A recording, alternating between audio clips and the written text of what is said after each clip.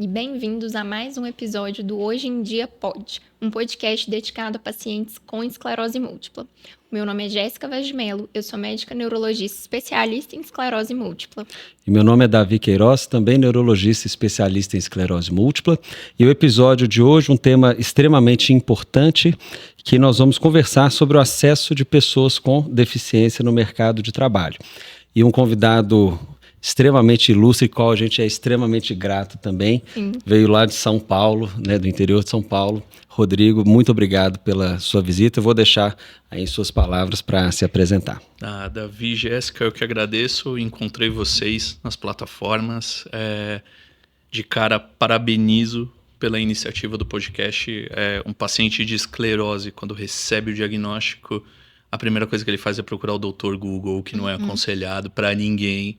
E ali a gente vê uma tragédia. E um podcast que trata dessa doença com ciência, com responsabilidade, mas o mais importante, com uma pitada de positivismo, de que não é o final do mundo, de que não é a pior doença do universo e de que sim, a gente consegue conviver com a esclerose de uma maneira que ela não seja a nossa inimiga, mas que ela faça parte da gente, que a gente tenha que ter cuidado, mas que não é a nossa inimiga, né? Eu que agradeço e estou honrado em estar aqui com vocês.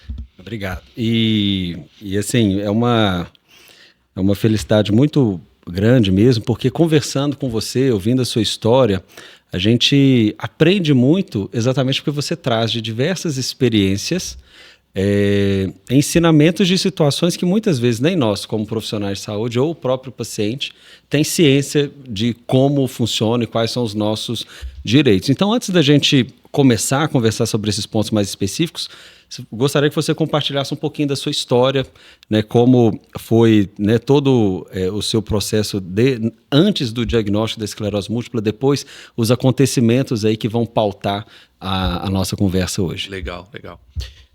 Eu sou paulistano, tenho 41 anos, tenho deficiência visual desde nascença. Eu nasci com catarata congênita e fiz 20 cirurgias ao longo da minha vida.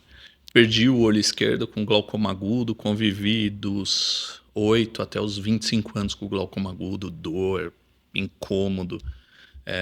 Não foi uma fase muito legal. Até o momento que eu decidi retirar o olho esquerdo. Tenho uma prótese do olho esquerdo e do olho direito eu tenho visão subnormal, hoje cerca de 15% de visão. Com 17 anos eu fui basicamente criado pela minha avó materna, uma mulher incrível, muito forte, e que sempre colocou para mim, principalmente nessa transição da adolescência para a idade adulta: olha, se você quiser ficar em casa, a gente vai te criar, vai cuidar de você, mas eu acho que o que falta na visão sobra no cérebro e na força de vontade. Então eu acho que você devia estudar, trabalhar, crescer e ter a sua independência. Coisa que eu acho fundamental para qualquer pessoa, ainda mais alguém com deficiência, independente da deficiência.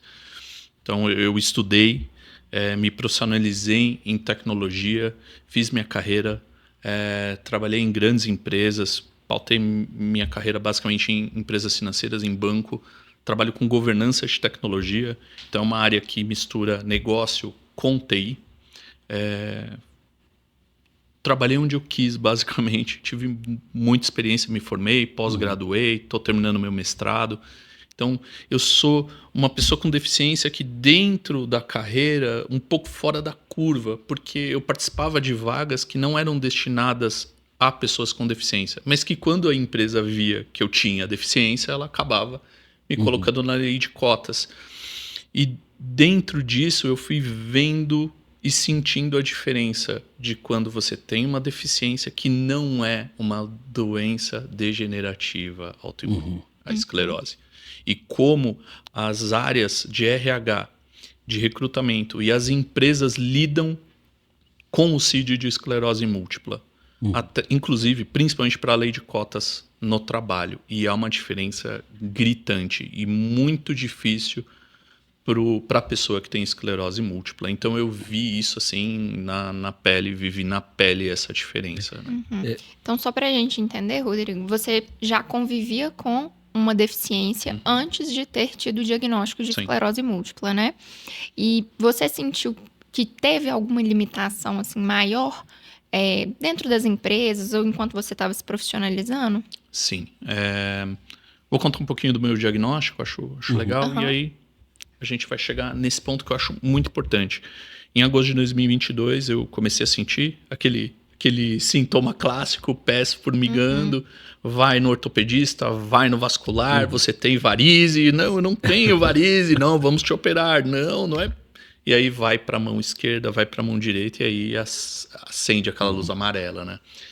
E aí fui a um hospital, fui diagnosticado de primeira, mas não com o quadro fechado e corticoide, vamos que vamos, 15 dias afastado. E eu trabalhava numa empresa, né, ligada à área financeira e estava muito bem profissionalmente, estava acho que no ápice da minha carreira, era uma Ferrari acelerando. E aí, de repente, você dá com esse carro na parede, né? Porque é um baque, você não conhece. Eu não conhecia. Eu conhecia a esclerose de alguns famosos que tem, algum tio de amigo que teve, mas você não conhece a doença ao fundo, né? E aí você precisa assimilar tudo. E é uma bomba que você tem que assimilar na hora. Fiquei 15 dias afastado, voltei a trabalhar. Recuperei os movimentos, que não é fácil, o cérebro restarta, né? Você tem que reaprender a andar, reaprender a mexer mão e força e distância. Eu já convivia com a deficiência visual, então eu acho que psicologicamente para mim, se eu não tivesse já uma dificuldade física, teria sido pior. Com certeza. Então eu já tive que aprender a conviver com uma limitação física, né? E entender comigo o que essa limitação deixava ou não deixava eu fazer. Então, nesse aspecto, eu acho que não foi tão difícil, mas o diagnóstico é uma pedrada, né? Eu voltei a trabalhar muito. Acho que, de alguma maneira, eu trouxe esse peso do diagnóstico para o lado profissional, de eu não ficar parado, de eu não ficar em casa pensando um milhão de coisas e lidar melhor, me sentir útil. Continuar sendo útil, continuar trabalhando, ainda mais quando a gente tem família, filho e responsabilidades de adulto, né? Você quer continuar. Eu continuei, trabalhei muito, mas muito, 16, 18 horas por dia. Assumi a área. Aqui, vocês me permitem, eu gostaria de mandar um agradecimento para 2 pessoas que foram fundamentais nos diagnósticos, os 2 chefes da época, Marco Camerini e André Bernardino, são 2 executivos sensacionais, técnicos muito bons, mas a principal qualidade deles é o lado humano de gestor. Entenderam, perguntavam, se você não estiver bem, pode se afastar, vai respirar, fica um dia, 2 fora, a gente te cobre, não é necessário, mas sempre próximo a mim como gestores, né? O que eu senti a falta da área de RH, por exemplo. Vamos chegar lá. Em dezembro, meu chefe foi promovido, me promoveu, fui responder para uma outra pessoa que tinha um entendimento explicitamente, ao meu entender, vou dizer a minha opinião do que eu passei, que entendia junto com a área de RH e a área médica da empresa a esclerose de um modo diferente, que eu fui ver depois com o relato de outras pessoas que trabalhavam em outras empresas e depois de dizer do diagnóstico foram demitidas durante o tratamento pós-diagnóstico ou de atestado, como eu fui. Eu fui desligado durante o tratamento médico de atestado, né? Com aval de médica do trabalho, com o RH dizendo que eu estava sendo desligado para que eu pudesse cuidar da minha saúde física e psicológica. E aí a gente traz isso pro psicológico daquele paciente. Vamos entender da ilegalidade do fato, né? Mas imagina você tem o seu remédio de alto custo no convênio da empresa. É isso que eu ia te perguntar, exatamente, porque já foi um processo difícil por uma primeira negativa do medicamento, né, igual você me contou, e aí quando tudo está mais ou menos amarrado, o desligamento, né? Então, acho que esse cuidar da saúde psicológica foi um pouco paradoxal. Foi né? aí. Até, né? Foi aí que eu senti realmente que o psicológico me pegou. Eu nunca me achei uma pessoa fraca psicologicamente. Eu fui muito cabeça nesse sentido. Muito técnico, né? Muito trabalho e trabalho.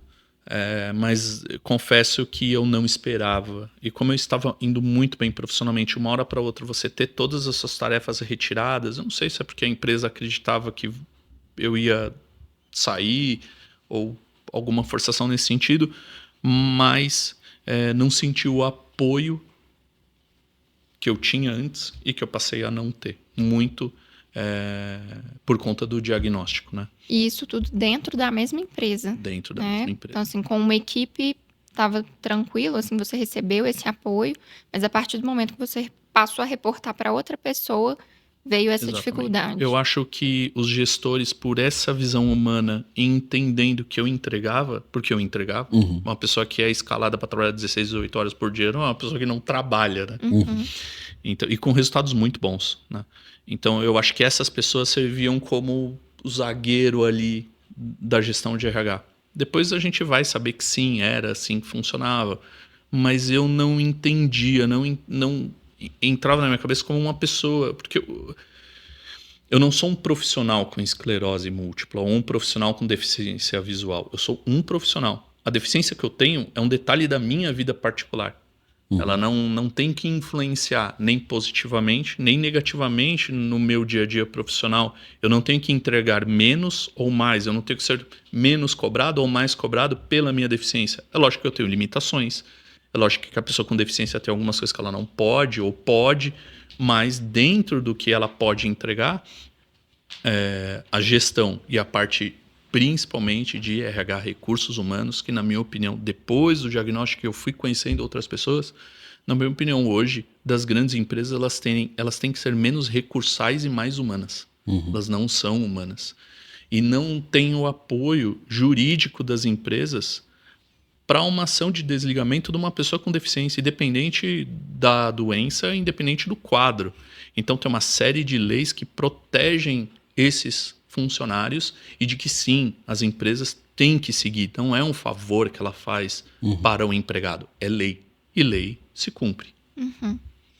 E você citou uma coisa importante dessa questão de preparo, né, dos diversos setores, o RH, esse que você citou, até o diagnóstico da esclerose múltipla.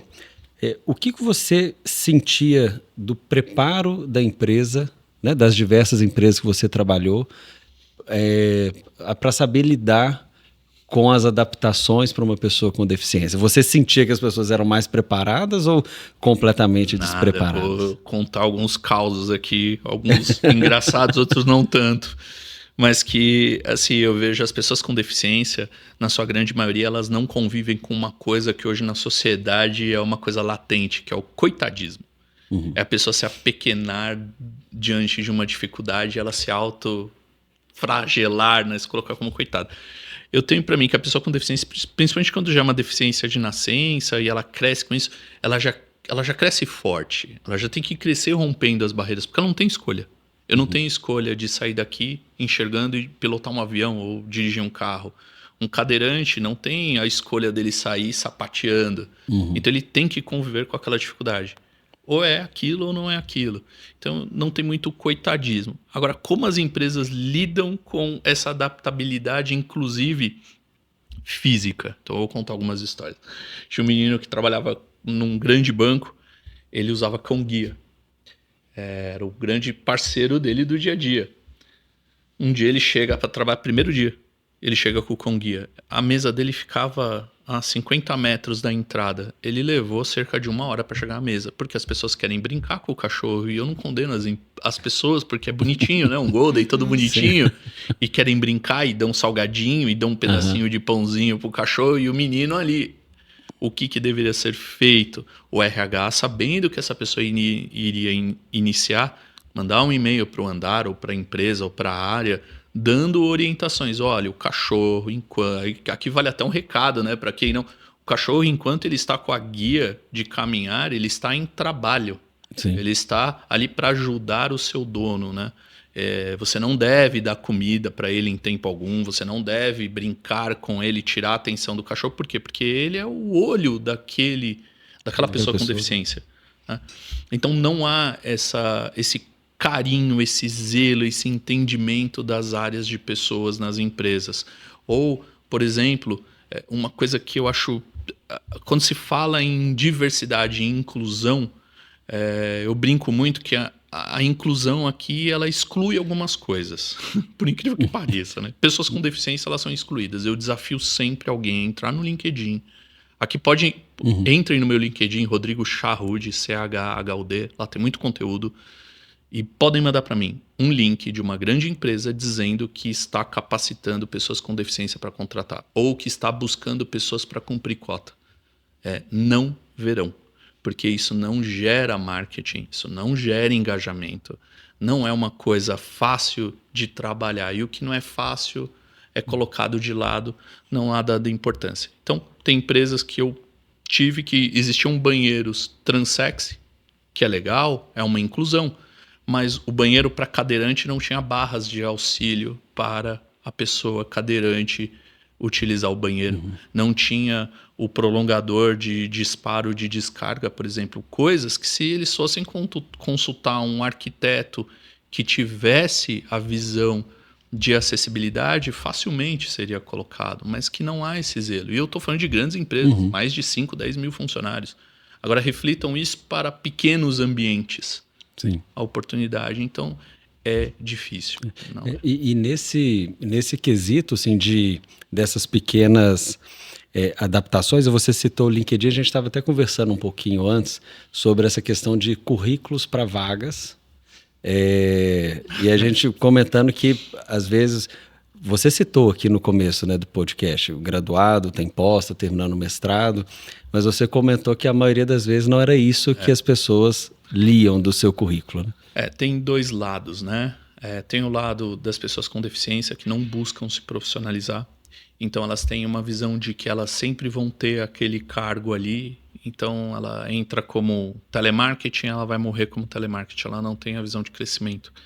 E também tem o outro lado das áreas de recrutamento que não vão pegar o meu currículo e ler o meu currículo, ver as experiências, a formação que eu tenho, o profissional que eu me tornei.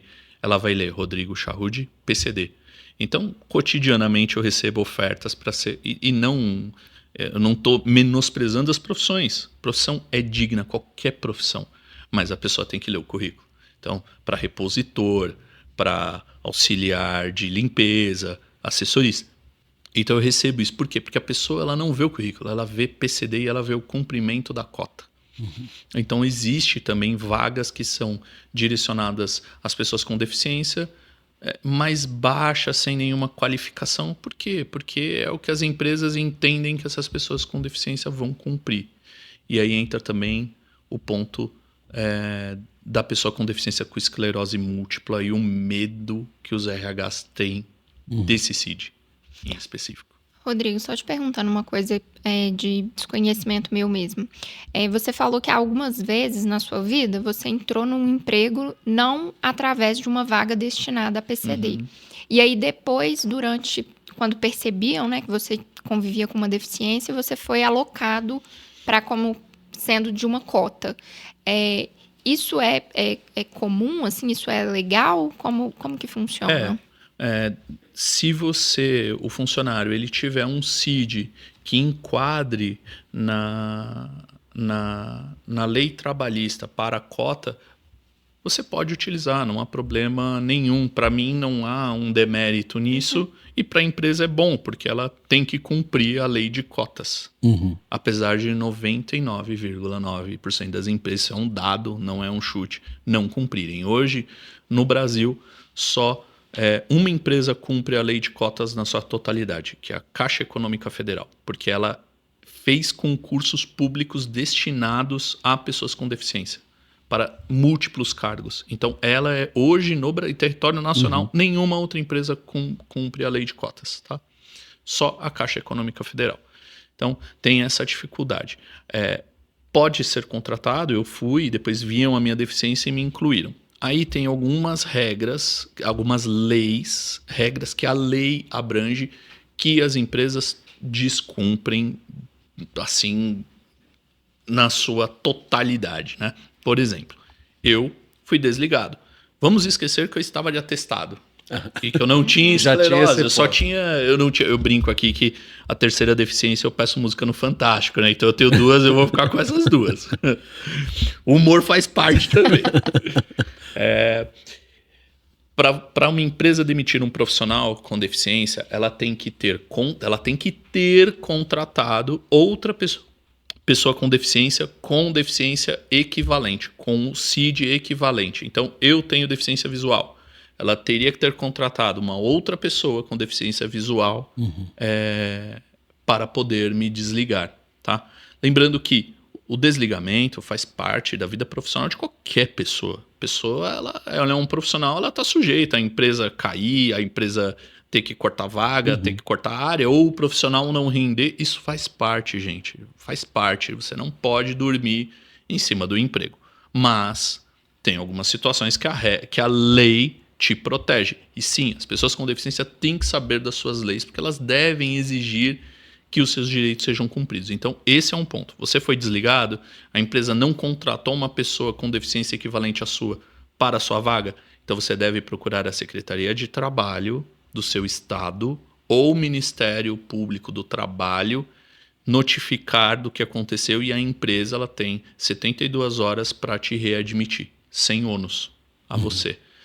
Isso não foi feito? Procure um advogado trabalhista da sua confiança e peça esse apoio, porque é lei, não é um favor.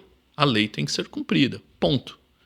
Tá? As empresas não cumprem isso, assim como a lei de cotas. Hoje, o que a grande maioria das empresas fazem quando elas são oficiadas pelo Ministério Público do Trabalho ou pela Secretaria do Trabalho Estadual ou pelo Ministério do Trabalho? Elas fazem um TAC, Termo de Ajuste de Conduta, com o Judiciário. Então ela diz, olha, eu não cumpro, mas eu vou cumprir. Fica aqui, não me dá multa, não me dá penalização, eu vou procurar cumprir. Só que ela senta em cima desse TAC e não procura ajustar isso. E aí tem algumas coisas que eu acho que seria importante para as empresas. Eu não trago aqui o lado...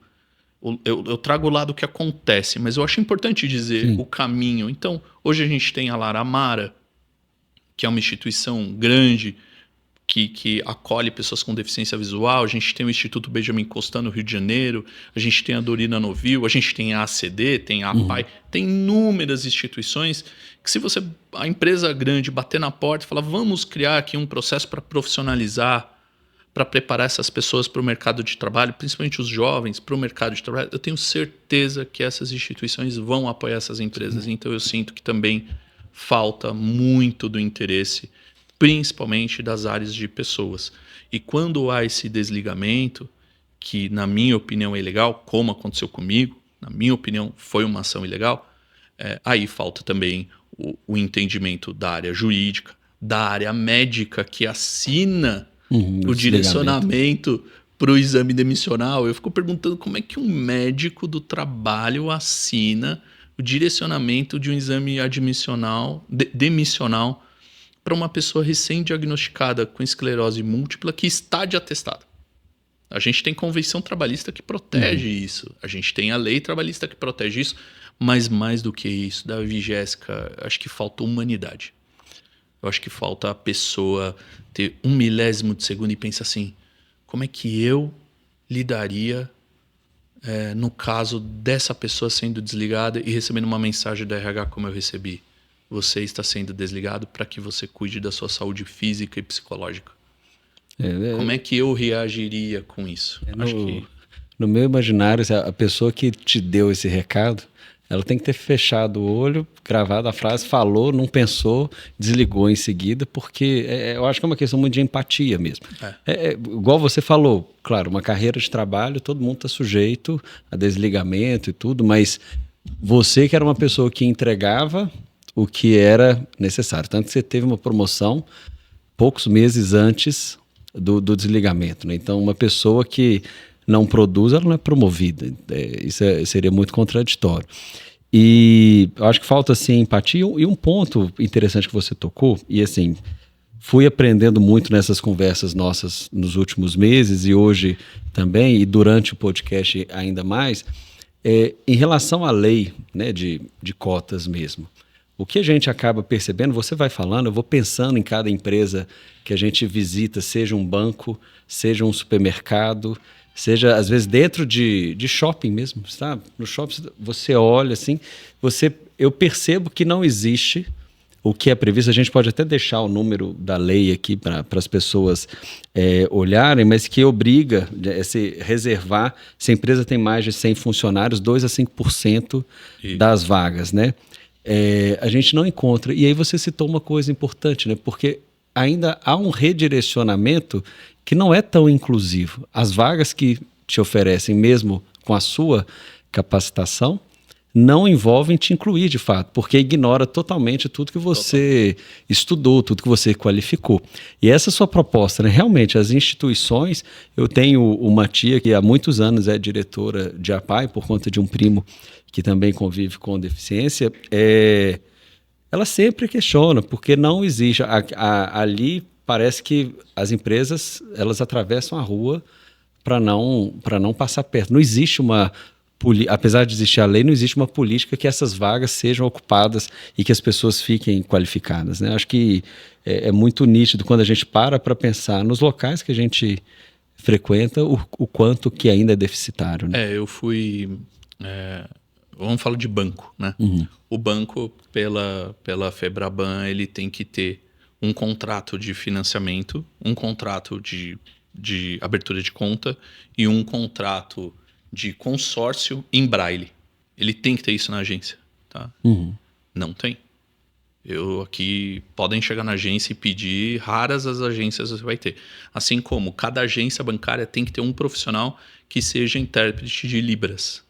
Não tem. Não tem.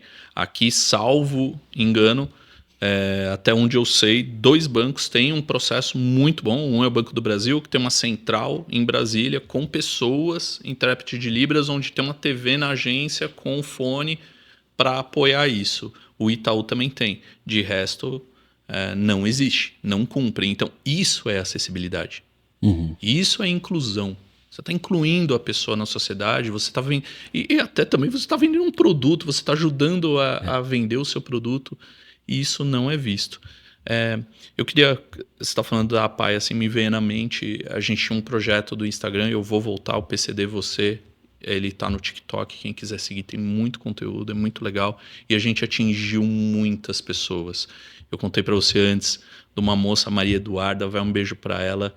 Ela foi um encanto, assim. Ela nasceu com deficiência visual total. Ela é de Curvelo, aqui em Minas, Norte Mineiro. Uma família bem carente. A mãe dela teve que aprender braille para alfabetizar a filha, porque começa antes, né? Isso. O ensino público não existe, né? Não existe.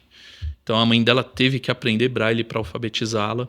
Com 16, 17 anos ela encontrou o nosso Instagram e ela mandava muita mensagem. E eu sempre pautei muito isso da independência da pessoa com deficiência. A pessoa com deficiência ela tem que buscar a sua independência. Todos nós, mas a pessoa com deficiência mais.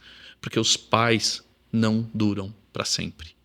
E a gente não pode ser criado numa bolha. Minha avó não me criou numa bolha. Ela falou, você pode ficar na bolha, mas eu acho que você pode mais, filho, vai lá.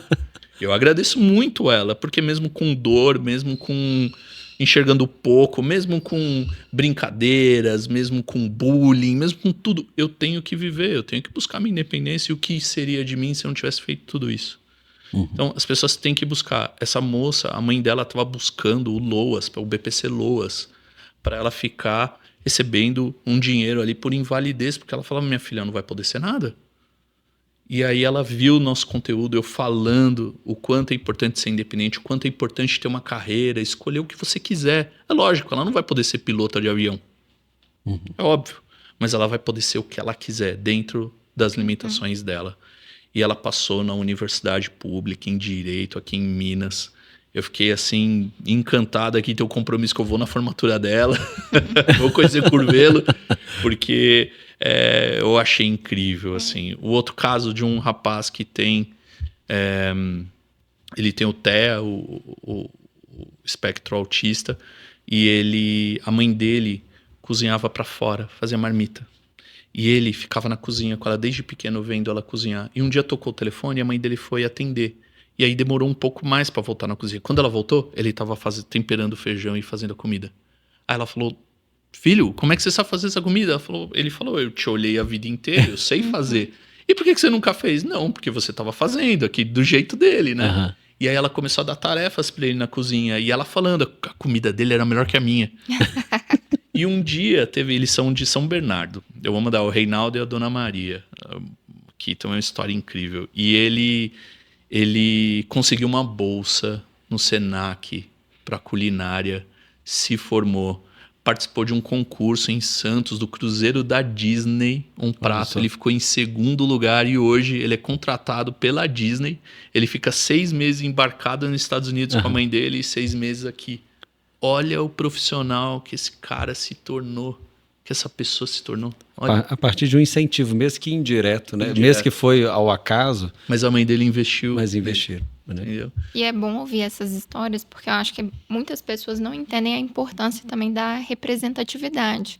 Porque às vezes a gente está ali numa situação, e se a gente não vê alguém com uma situação similar, vencendo desafios, chegando a lugares mais distantes, mais altos, a gente acha que a gente não pode.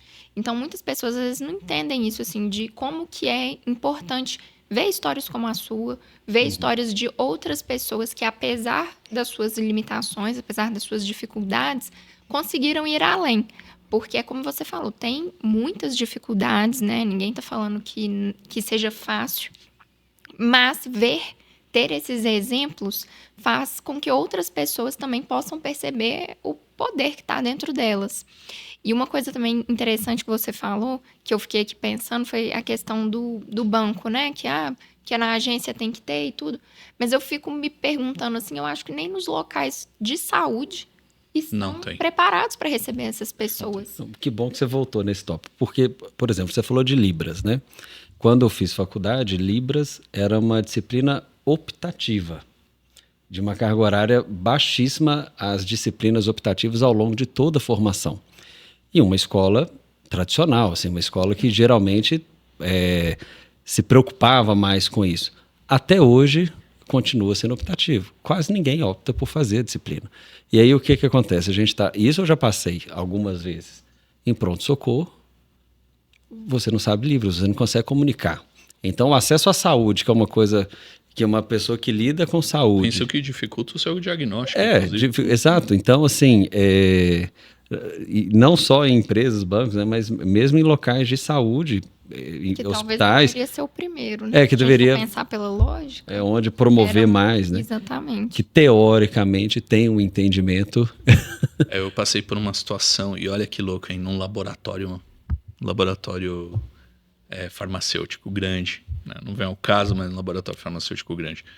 Eu fui fazer um projeto e tinha um rapaz que ele não movimentava o lado esquerdo do corpo. Colocaram o rapaz para trabalhar no almoxarifado, para carregar caixa.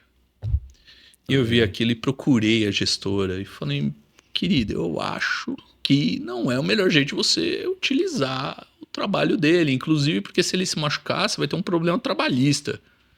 E aí a gente volta no aspecto humano, né? Sim. Perceber o outro, né? Perceber o outro é uma coisa óbvia. Óbvia, não é difícil. E para isso tem uma lei também, né? Aqui, dando os créditos à Jéssica, que fez todo um compilado desses números das leis aqui, mas existe uma lei, que a gente coloca aqui o número dela depois, que a pessoa com deficiência ela tem direito a um ambiente que é acessível. Exatamente.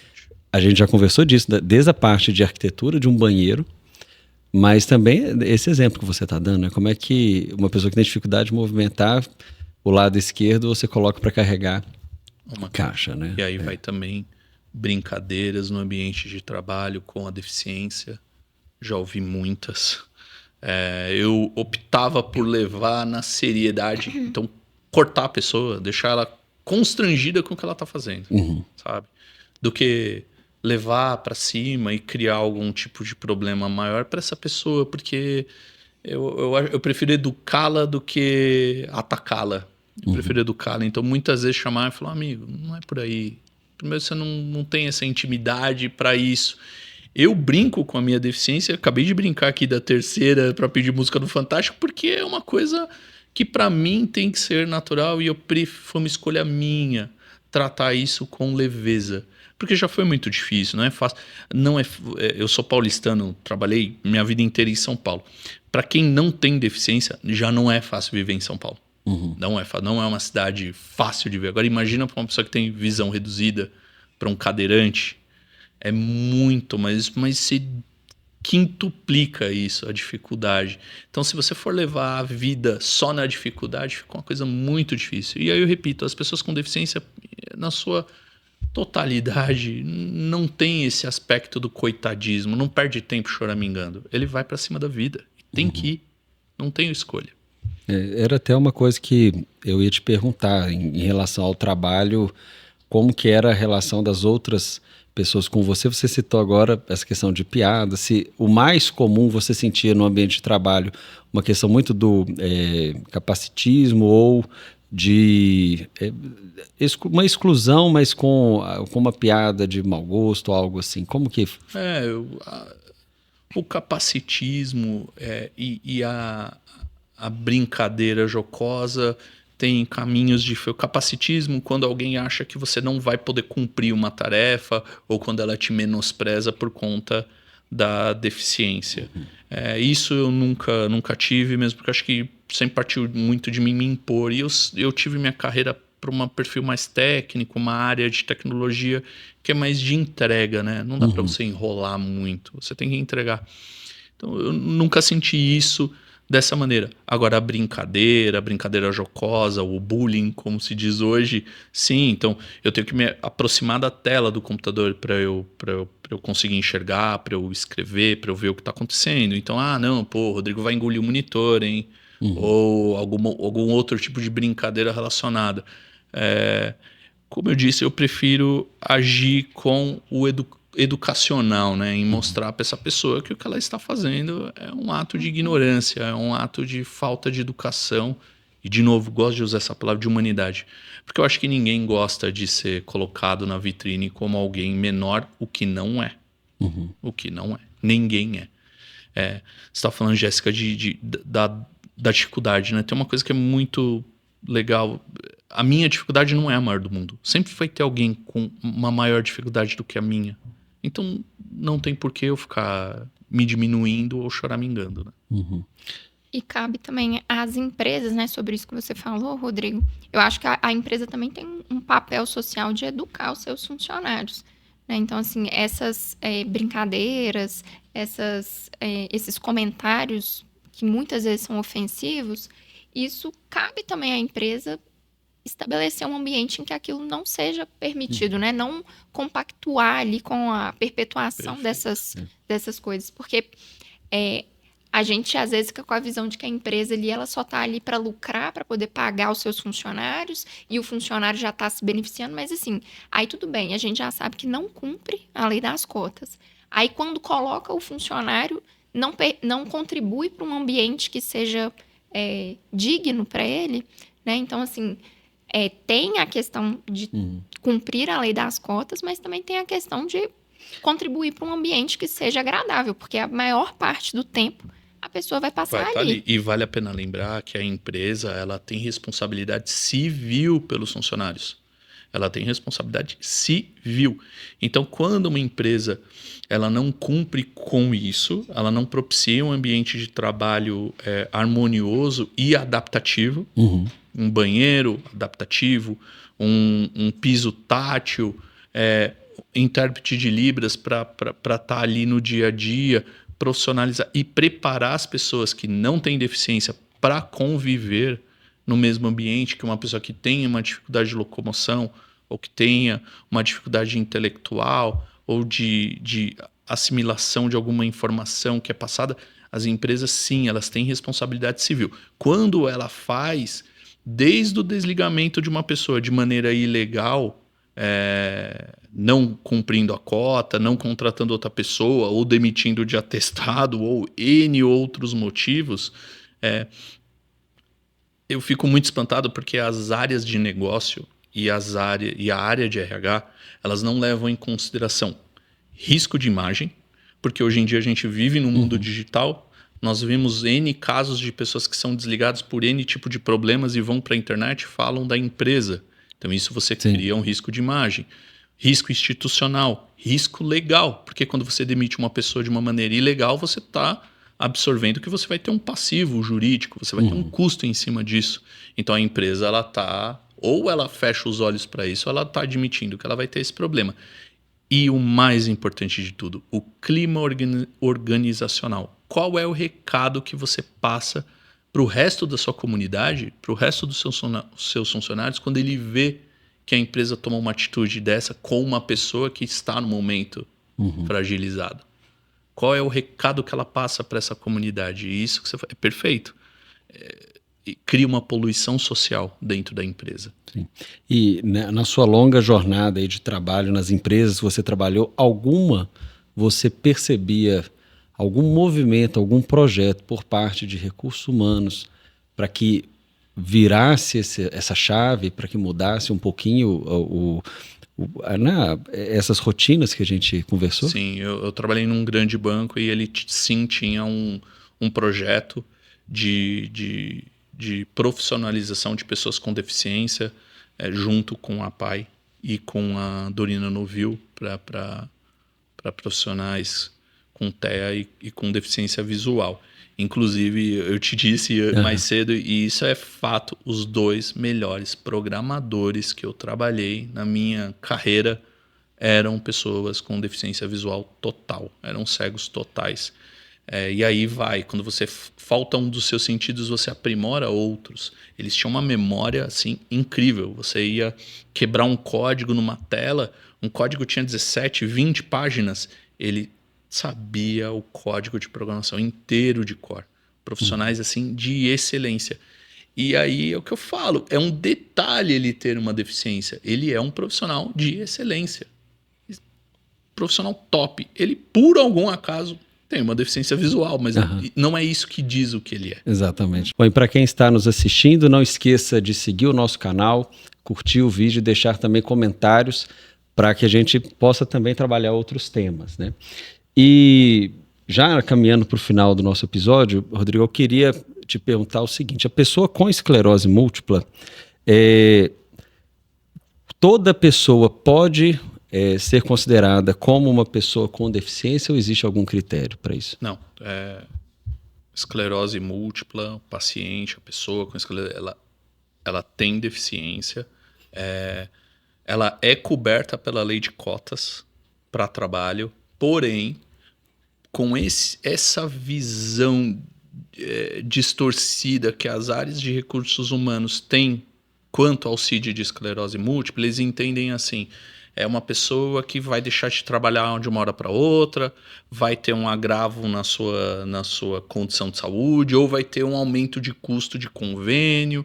Então, a pessoa chega com o CID de esclerose múltipla, além dela, é uma coisa assim horrível, porque ela perde o emprego e ela não consegue se recolocar com o diagnóstico de esclerose múltipla. Não consegue.